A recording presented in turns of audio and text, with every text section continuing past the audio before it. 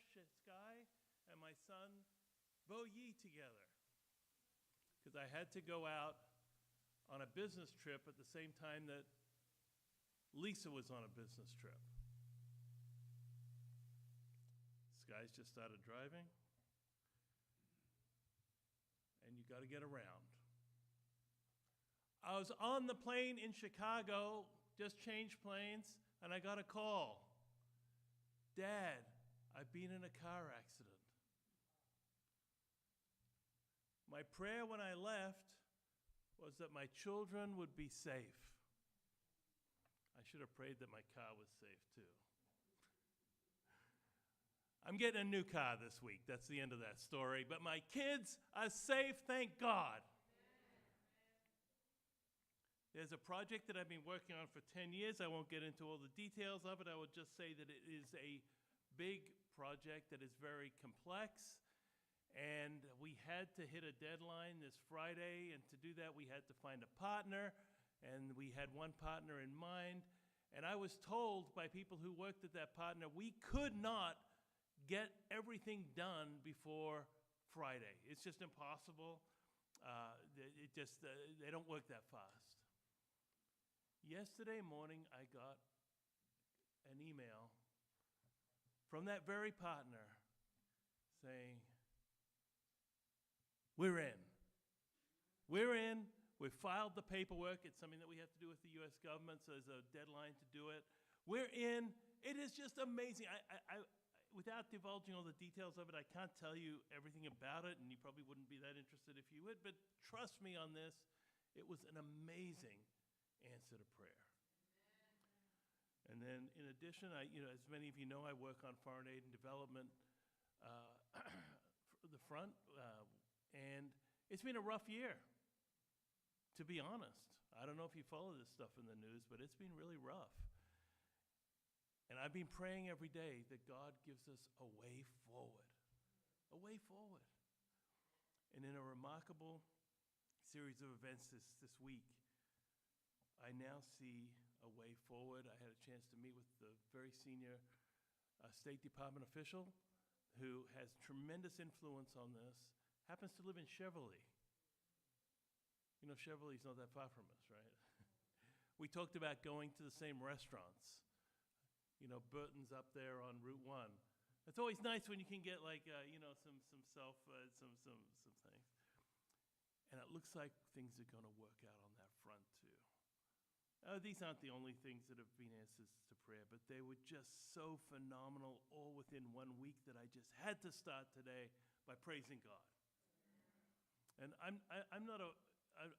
don't live a charmed life, and God isn't to be trifled with. He's not our lucky charm, right? And for those he loves, he chastens. You've heard that. I told my wife, I think God must love me an awful lot.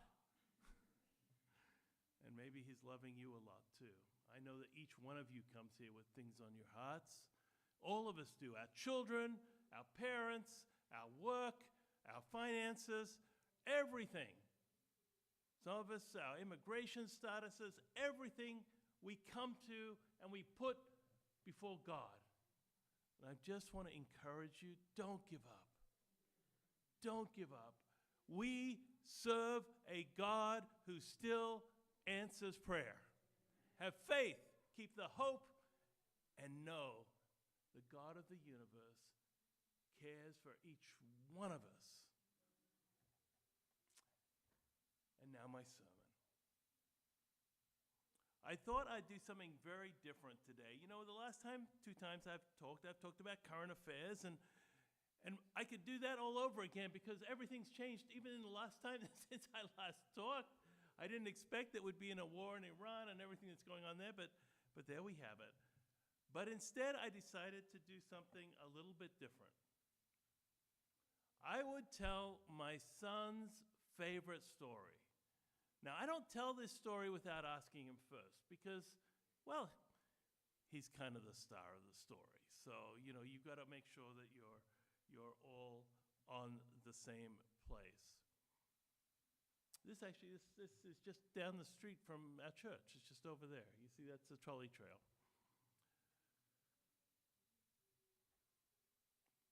I have an interesting game that I like to play when I get into an Uber or a taxi.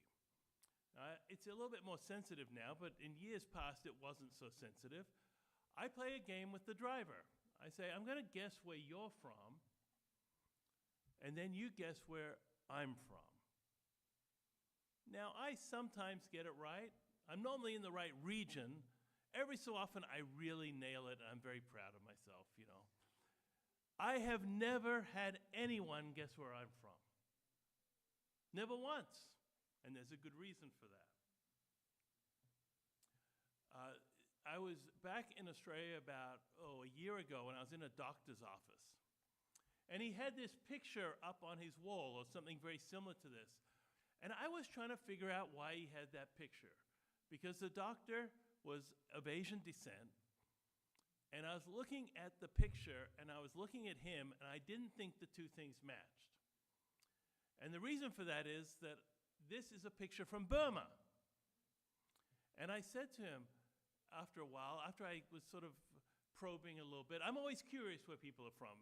Maybe it's a little bit, sometimes people find that a little bit rude, but that's because often I've been to the place or I've lived there or something along those lines. So I said to him, Doctor, I noticed that you have a picture of Burma up on your wall. I said, I'm just curious, is your family from Burma originally? Thinking for sure his family was not from Burma. And he said, you're the first person who's come into this office that's knowing that that's Burma. Well, fair enough, you're in Australia, not a lot of people would know that.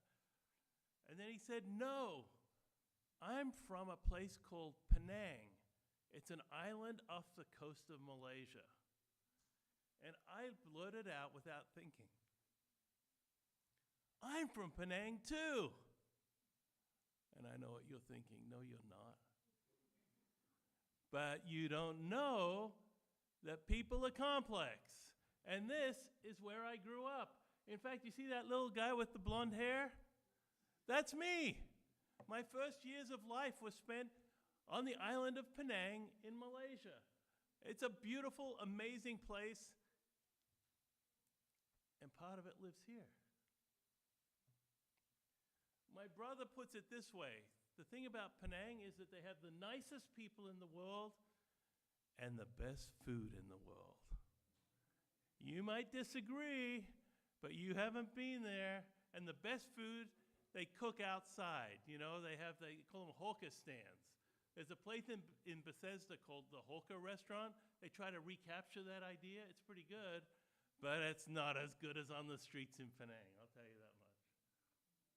But when you're someone like me and you're from everywhere and nowhere, it can sometimes be a little bit disconcerting. Some of you, I think, maybe feel the same way I do. Where are you from? Well, I'm from Maryland, but I'm also from Australia, but I'm also from Malaysia, and I also went to college in England. You know what I'm saying? You sort of end up everything in nowhere. But that's okay. It's okay because as Christians, we know this world is not our home. We're looking forward to an everlasting home in heaven. Yeah? So sometimes you feel like you don't fit in, whether it's in the United States or in the world in general, don't feel bad. We shouldn't. We should be a little bit uncomfortable because this world isn't our home. Well, my story about my family, I'm going to start in the country of Vietnam. When I finished business school at University of Virginia, my dad was working in Singapore. My dad was a physician with the Adventist Church, but he also oversaw the ADRA work in Southeast Asia. And part of the territory that he was covering was Vietnam, and he said, James, do you want to come with me to Vietnam? I said, okay, let's do it. And so off we went. And I should say, as a young man up until this point, I did not care about kids at all. They were completely off my radar screen. And I'd never, wanted to be a caregiver, that's for sure. And I was the youngest in my family, so I never had any younger siblings to hang out with. So But when we were in Vietnam, we went to an orphanage that ADRA was supporting. And at that orphanage, I met such beautiful children, and they were all so desiring of adult attention. And for the first time in my life, it just kind of hit me like, wow, there's something I can give, to kids. And it just left a really strong impression on my heart. From there, I went to New Zealand. Now, I went to New Zealand for a reason. There was a girl I'd met a few years before that, and she was now teaching in New Zealand. And young men will know what this is all about. You say, okay, well, I'm not exactly in the neighborhood, but it's worth a try. So I flew down to New Zealand to see this girl. I didn't know how it would go. 2 weeks later, we were engaged. I called up my brother and I said, I'm getting married. He said, who to?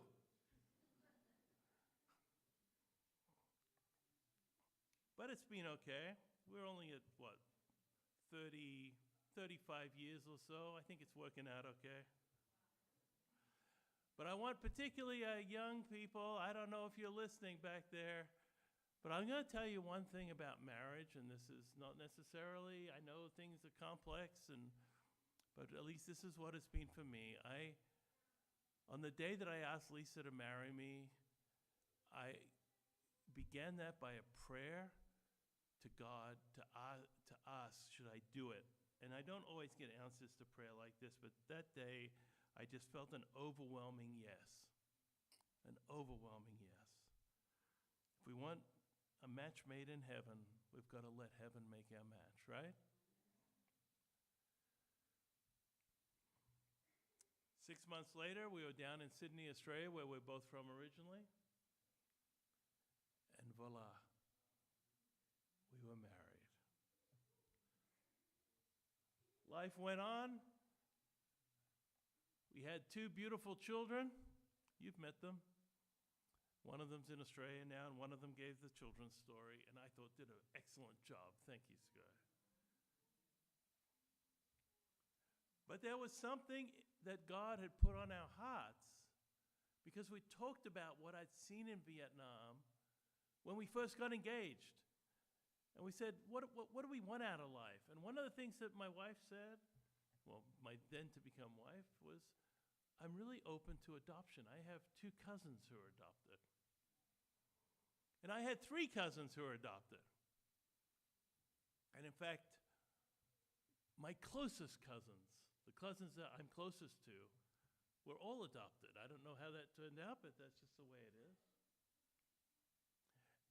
And at that time in 2016, roughly, we made a decision that we had space in our hearts and our home for one more child. At the time, we just moved back to the United States from Australia, and we were living in Kensington, Maryland, over sort of towards Rockville.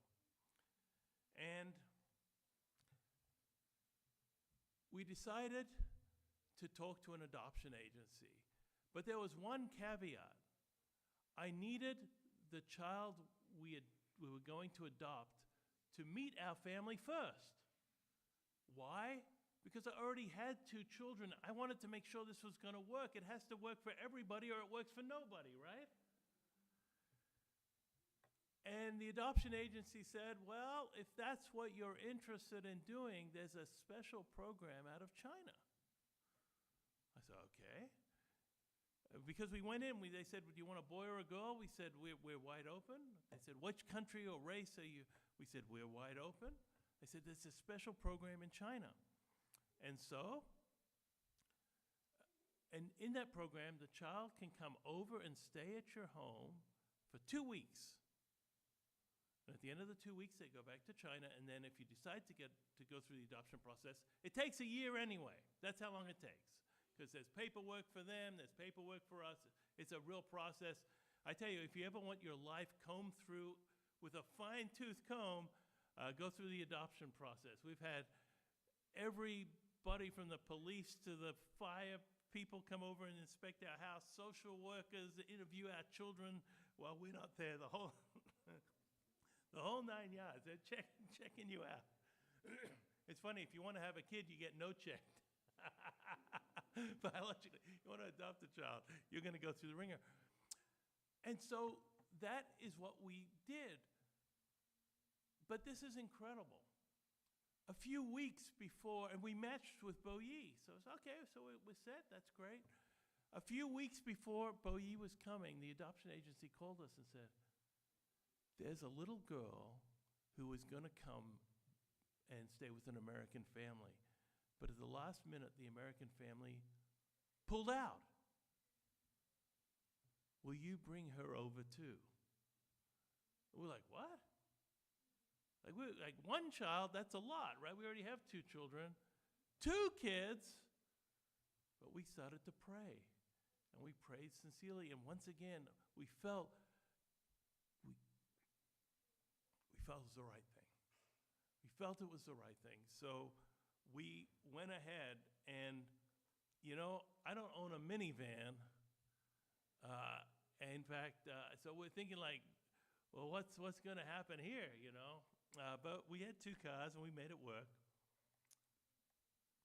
But on the morning that we went, and it was a Sabbath morning, incidentally, because we had to put in, it costs money to bring kids over from China. You understand that. Nobody's paying for it. You have to, if you want to bring them, you have to pay them, pay for the tickets and all the stuff that goes along with it. And we were at the mailbox near our house. We walked up, and we prayed again. And we said, shall we do it? Both of you. We just felt very strongly, yes. So we put the envelope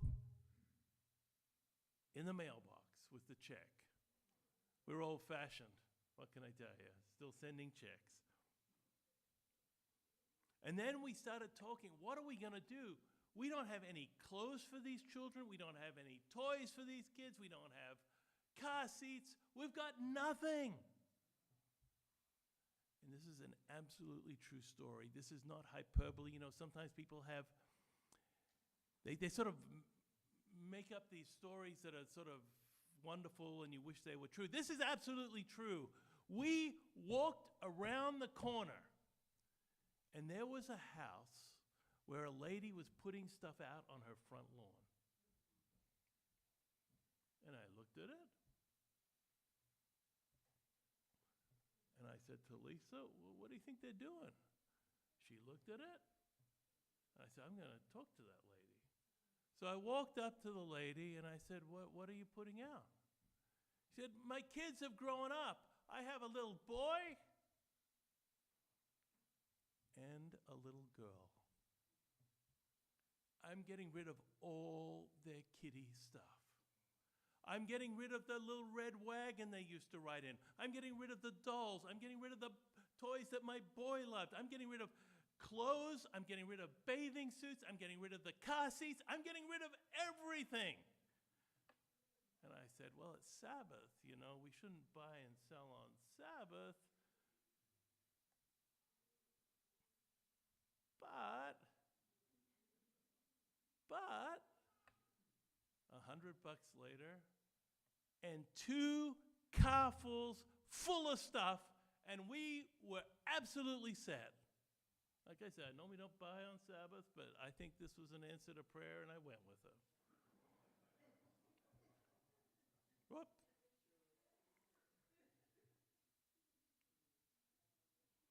Made me think of this text. You know this text in the Bible. It's beautiful. Sing to God. Sing in praise of his name. Extol him who rides on the clouds. Rejoice before him. His name is the Lord, a father to the fatherless, a defender of the widows, is God in his holy dwelling. God sets the lonely in families. It's an answer to prayer. It wasn't that long after, then our little Bo Yi arrived in America. Just a little guy. And we had the most amazing 2 weeks together. I told you that they had a red wagon. That's the red wagon. And that is the little girl, Bo Yi and Z. What an amazing time we had. It was only 2 weeks, but it felt like we'd been together forever. Don't you love those pictures? Maybe I should just tell you the first day that Bo Yi arrived, they were a bit out of whack because of jet lag. But we were upstairs, and the little girl had gotten up, and we just hadn't heard from Bo Yi. I thought, well, he must still be asleep. But eventually I went down to the bedroom, and there was our little guy sitting up, just not knowing what to do. And you want to know what a difference 2 weeks can make?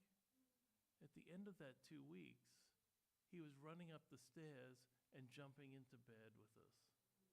And we were, throwing him in the air, all that stuff. It's amazing what 2 weeks of love and care can do. But then, at the end of that time, we went to a place called Sardinia. It's an island in the Mediterranean. It was very exotic. And we were having a wonderful holiday. Bo Yi and Z had gone back to China because they had to. And we went, and while we were at the beach, my wife checked her email. And, I should say, before all this happened, at the end of that 2 weeks, we were told that Z would probably match with an American family, because American families like to adopt Chinese girls. It's kind of a thing, and it's became a thing in the public imagination. And we had people come and meet her. But at the end of the 2 weeks, it just didn't happen. And so the adoption agency called us. And they said, so you've had the children with you for 2 weeks. Do you want to go ahead with an adoption? And if so, do you want to adopt one child? Or do you want to adopt both children? Or what do you want to do? So we met as a family, and we talked it all through, and it's complicated, right? I said I never thought of myself as a minivan driver. I'm too young and cool for that kind of stuff. You know that. Come on. Anyway, in the end, after talking with my daughters and my wife, we decided to adopt both children. But we got to Sardinia, we checked the email, and the message came through that China had changed the rules. For whatever reason, you can only adopt one. You want to know what that feels like? That's a heavy thing when you've given your heart to a kid. You know what I mean? I would explain why they did that, but who can explain bureaucratic decisions sometimes? So we were left with a quandary, and obviously we resolved the quandary by deciding to go ahead and adopt a Bo Yi. So a year later, we found ourselves in a city called Lanzhou. It is in northwest China.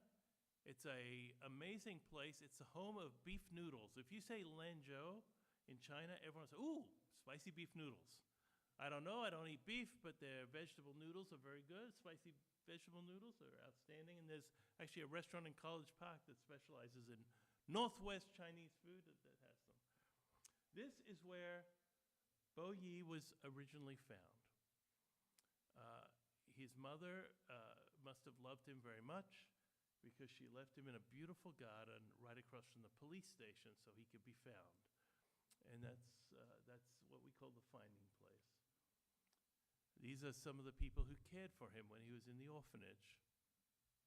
And the lady in the middle next to Lisa, she came over to America when he came over, and she cried.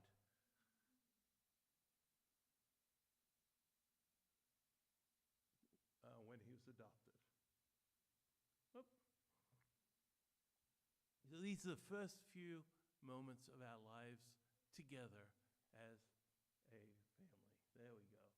This is the actual moment where Bo Yi became Bo Yi Standish.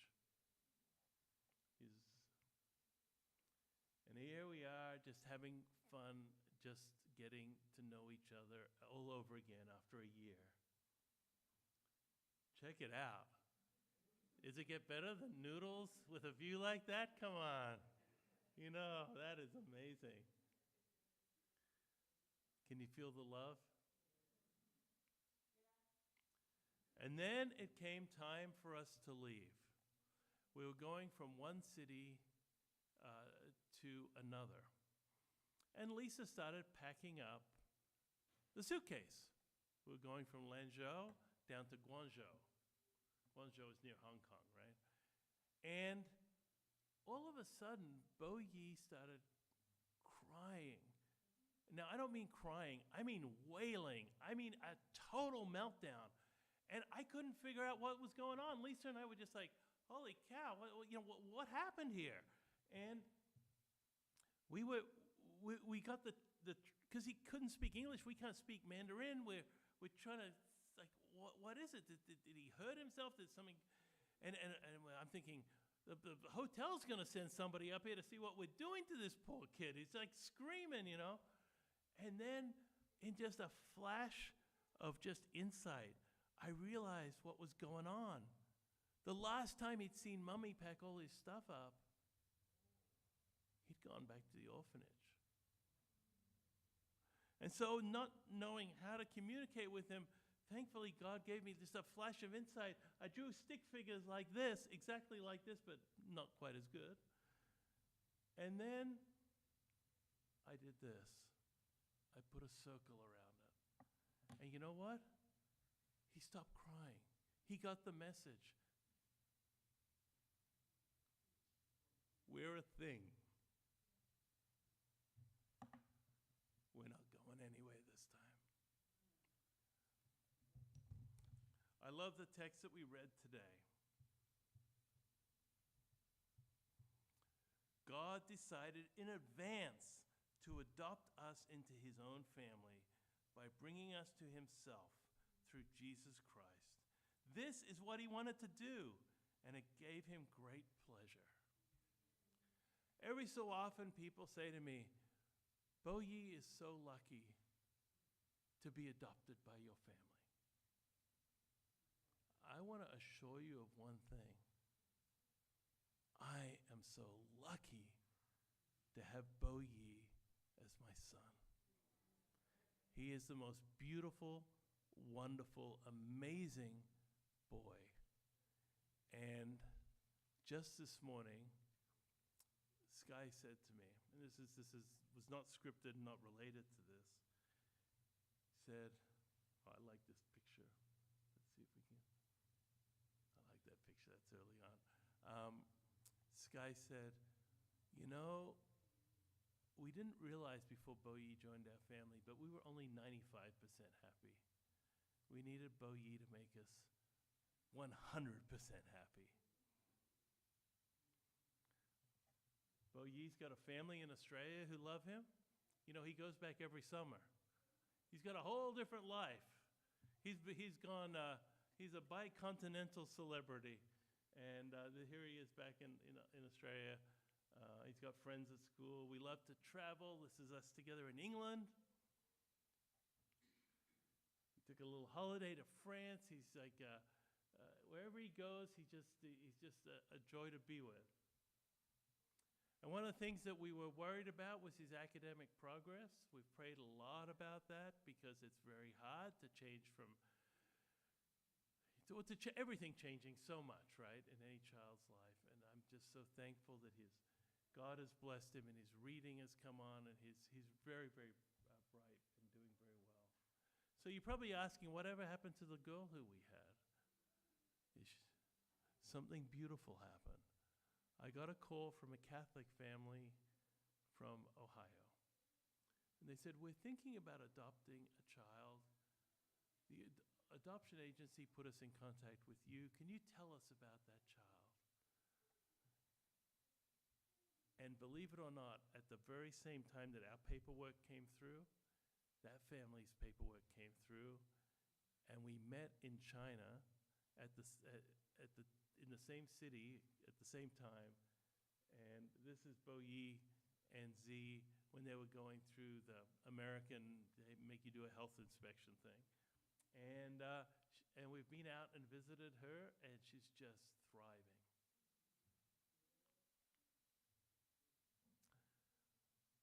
Before I finish, I have a question for each one of us. Because adoption is about the most beautiful thing. Well, it's the most beautiful thing easily among the most beautiful things that have happened in my life. But it's also one of the most beautiful things that Christians can do. You know this text. Religion that God, our Father, accepts as pure and faultless is this: to look after the orphans and the widows in their distress, and to keep oneself from being polluted by the world. We live in a state right now where there's a crisis. That crisis is that we have so many children who are in foster care and not enough homes for them. This is an article that came from ABC in Baltimore. There's a critical need for more foster parents in Maryland. The harsh reality is that there are more foster kids than there are homes. We have so many kids in hotels, sitting in hospitals. They don't have a parent checking on them each day to see how their day was at school. And that's one of the social workers who deals with it.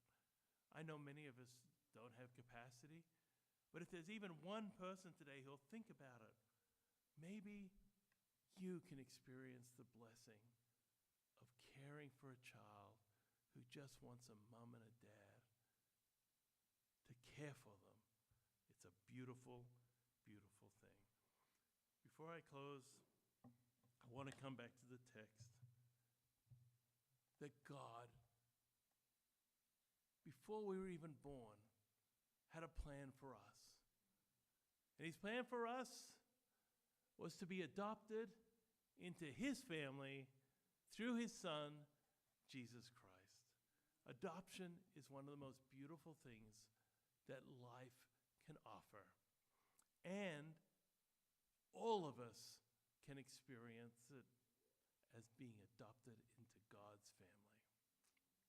Amen. Amen.